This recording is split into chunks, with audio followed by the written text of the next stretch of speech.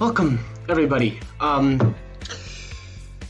am What If Study, and this is What If Deku had a jaegar. God, I still can't get it right. I've been racking my brain over what's going to happen in it. I devised a way to go through it faster, and it's the one that, this is the most important one. It's the one that got me over 100 views, and I'm just so excited to continue it. So let's get it going. So, Deku and Tenya Ida open up their exam results, revealing all for one welcoming both of them to Class 1A, as their conservative effort was enough to get into Class 1A. His cordial way of speaking really emphasized everything that he was saying, as the rest of they didn't even react. Both Tenya and Deku could not react. They were in such shock that they got through. The scrappers were the first ones to be like, dude, you got through, be happy. And he's like, I am happy. And they're like, let's start a party. And like, they start a party, he paused the video. You know, they had this little like shack up in the Jaeger. And Tanya was like really happy because he actually like looked around and saw that he had actual friends now. Like, people that he could speak to instead of just his butler, you know. So, you know, he actually spends the night there because they were so excited. And they end up the next day. Tenya wakes up to see Deku staring at the hologram of One for All again, for some reason. As he asks, what is he exactly doing at this hour before going to school? He responds with, still staring at it, as All for One says, good luck. I'll see you there, cadets. He says, what do you think he means by cadets? Tenya says, well, I wouldn't know. Well, he comes up with multiple theories on why this could be, but before he could even, you know, spout those, Deku was instantly drawing different conclusions and just generally confused. Both of them confused by this just whoosh it off as something out of mind. Maybe they had figured out about the Jaeger. Maybe they figured about the gypsy. Ida says, you're reading too much into this. Do not worry. We'll ask when we get there. So they go to UA, entering through the door, and of course, Ida getting into the same fight with Bakugo. Deku, however, calms him down and introduces himself to Bakugo, which of course is just met with usual insults ensue, Bakugo-ness. That is there. Pissing Tenya very much off, which their argument gets way worse because of this, because Tenya is way more, you know. Ugh. And this wakes up everybody in the room. And the same thing happens, except Ida's reminded by when he says, you all will be taking a physical exam today. About the pilots, that's right. Before he can ask, he commands them all out the door. They instantly start training, and all of them are questioning, you know, how Deku, you know, got his mech registered as his quirk. Like, how does that even work? Of course, he can't answer them because, you know, gotta get that load down. They don't know about that. What are you talking about? That mech? My scrapper? They're like, yeah, the scrapper I got. But yeah, he's like, you wig it up. So like, yeah, by the end of it, the ball test, that's right, the ball test. The ball test, Deku takes his rocket fist and he gets his mech registered for this one. Because the rest of him, he does pretty okay. He's basically been through kind of military training for like a bit of his life. Like 2 years of his life, maybe. So yeah, he does pretty good on most of the tests, but he just wanted to go all out. He like holds it into his robot arm, and then starts up the jet, the rocket fist. The rocket fist, yeah, he does the rocket fist thing, and it shoots off, doing pretty good in the sports exam. Doing better than Bakugo's, just by a bit, because it actually had pretty good fuel because he upgraded it.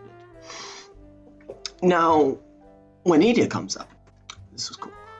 He asks if he can have support from somebody else, and he, Razorhead's like, of course, as long as it doesn't affect the actual distance.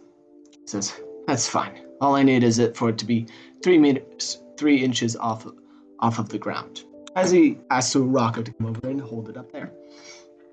She zero gravities it and holds it there. Why'd I make a Naruto sign? I have no idea. You will not know. Now, he starts up his engines, sputtering and sputtering.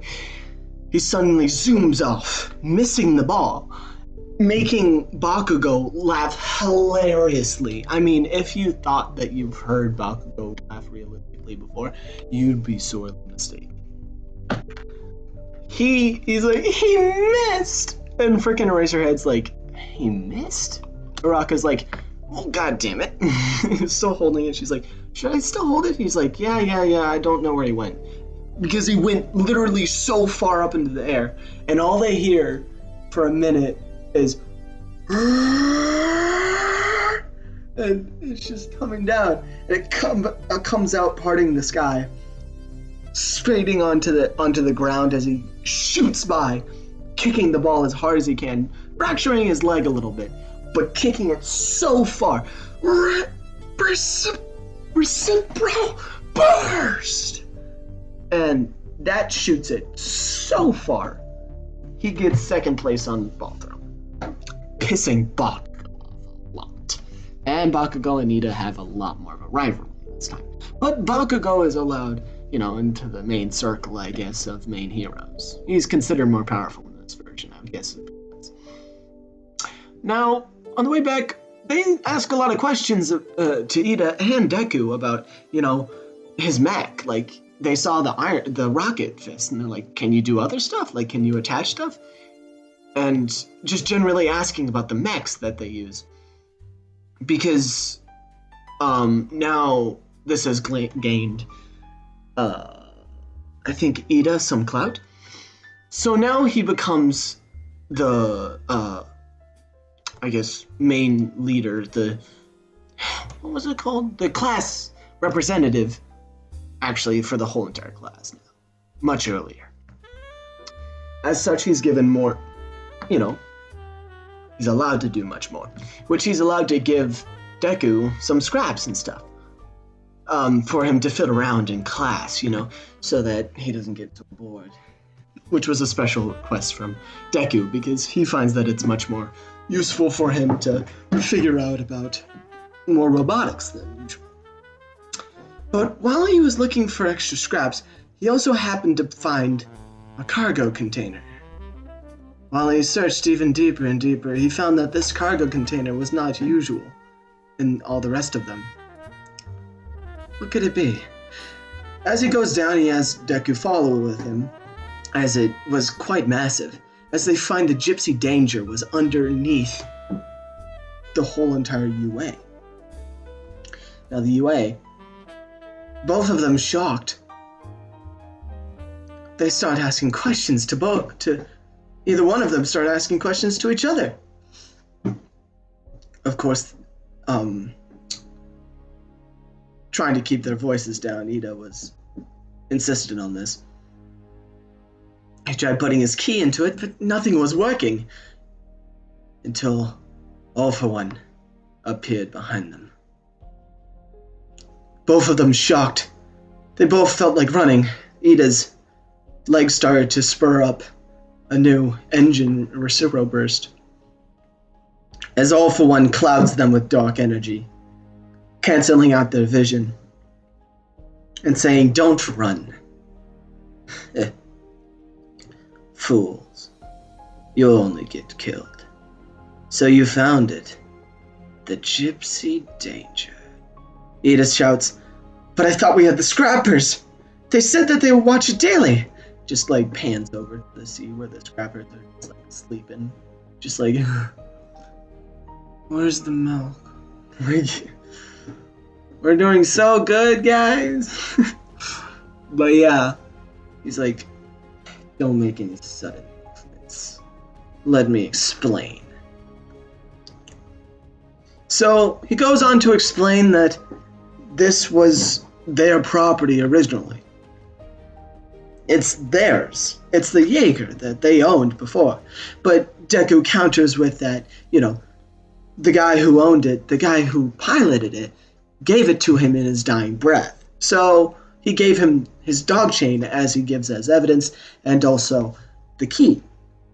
Probably shouldn't have shown them right in front of All For One's face, the villain, but whatever. That's how Deku rolls, I guess. Very trustworthy. That was the weirdest yawn I've ever had. All For One just scoffing and saying, well, actually he owned the exoskeleton, not the full thing. The exoskeleton? Didn't you check the laws, kid? On mech usage? You gotta check this before you own one. It's quite a delicate process. You lying. But he's not gonna argue with All For One, so he kind of backs off.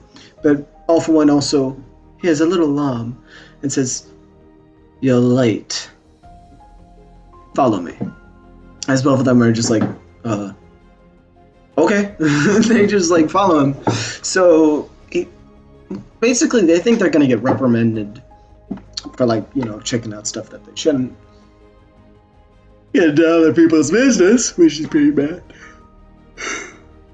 So they both follow him out through this cavern system, out to the outside of a mountainside.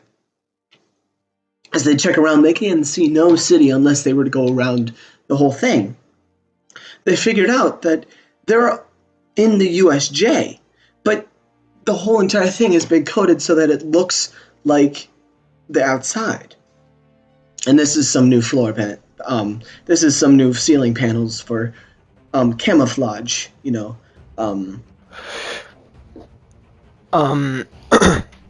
All For One says, "You were late to the coordination, and now we're going to begin without liftoff. Actually, fuck it. Liftoff!" Both of Ida and Deku saying, "What?" And then suddenly the ground below them starts shaking, rumbling, and starts lifting. Everything below them just starts to crumble. Everything around this island of a mountain starts going away. They slowly lift into the air as gigantic jet turbines seem to sprout out of the ground, making their way through all of the trees and biodegradable organisms around them. Finally, they start lifting into the air, farther and farther up. The more it almost seemed that the air was getting denser just by standing there. All For One, laughing at their reactions, says, "You relate to it, though I thought I would surprise you." And Ida finally asks, "Late for what? We're on a flying spaceship right now." All For One says, "This flying spaceship clear at you. You have no idea where you are. Come. I have more to show you." As both of them follow him around the whole mountain, around the mountain that's behind the USJ, the invisible barrier goes away, and finally they see the coordination, all the class of UA standing in line, waiting and watching at the podium, a huge stand in the middle of this hill. As teachers would take their stand, telling the students about what was happening, and where they would be staying and what they would be doing. All For One gets up on the podium First of all, saying, students, or students no more, I should say, you are now to be known as cadets. You have already received your hero training, so I wouldn't put this lightly. We are here to save the world. Take that with all seriousness, as you do. All of them looking back on themselves, saying, "What the? Save the world? But we're heroes, don't we do that naturally?" All for one saying, "Hush. This is matters that I take into my own hands. I shall be supplying you with the weapons. You shall be my pilots. To save the world, we have to make sacrifices. As such, many of the pilots that came before you have died. 10 years ago, this world was infested with kaiju, running rampant, killing all that was in their way. Many of you remember these times, but media or political members such as the like want to calm you, lie to you. I won't lie to you anymore. This is the end, and we are here to cancel this end. To cancel an end, you need to make ends meet. First off, your training. Midnight will explain. Midnight gets up on the stand explaining that they're going to be going through classes almost 8 hours a day, learning how to go into the mental handshake and also learning how to fight. And their dorms will be, their dorms are now a barracks that are inside of the ship that they're on currently. The battle, actually, I don't even have a name for it. You know what? You guys give the name for it. I really want to see what cool names you guys. I want Azure in the name though, because it is a blue battleship that's able to, cloak itself in the sky and has legs, and it's able to carry multiple mechs on top of it and launch them sometimes. She explains that they are going to be living here and going to be training down below. To explain that, she brings out, the support tech guy with the chomper on his face. He says, "You'll be fighting down below. And down below? Oh, baby. I've been working on this, my baby, for years. She can project a whole entire city and make it feel real while you're inside of the mental handshake. But outside of it, ain't nothing happening there. Your enemies will be cloaked as kaiju. And you will be fighting Tenya, Ida, and Deku. Personally, every day. Whoever beats them first, well, you're upgraded to real pilots. Alright? Good luck, students." As he gets off the stand, All for One comes back out, saying, "I hope you all take this in the most serious of manners. Please, try your hardest. And good luck, pilots. May God help us all." To your dorms.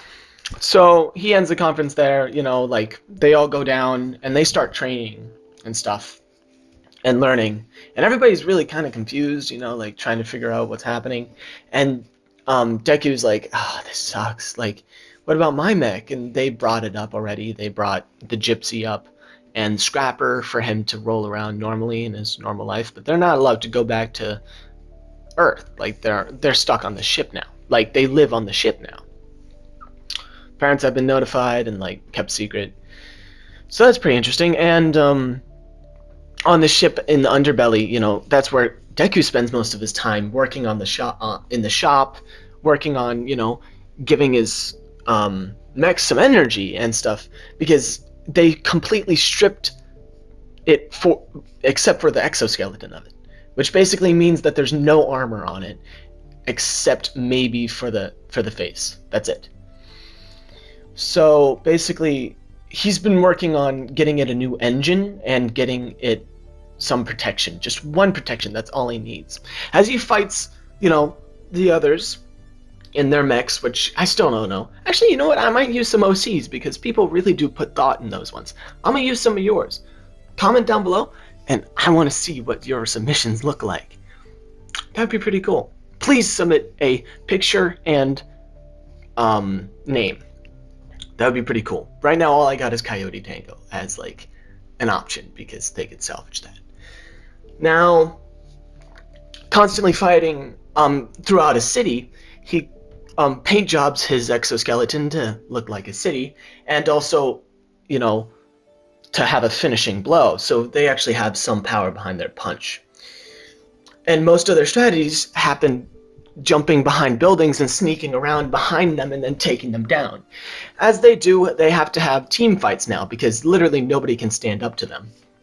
Nevertheless, actually get past the mental handshake, which I can't even tell who would go together. You guys are better at the ships. You also decide who they are in.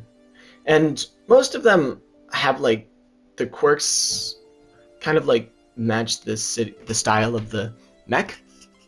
So yeah, that'd be pretty cool. But Deku and Ida says we really do need a new engine because this one's made to run a huge one. I mean, we don't even need that much energy anymore. We're too fast. We're breaking our own mech while fighting in it. Deku says, fine. I'll make one myself from the ground up. Which is insane by itself. And he's given all these engineers to help him from All for One.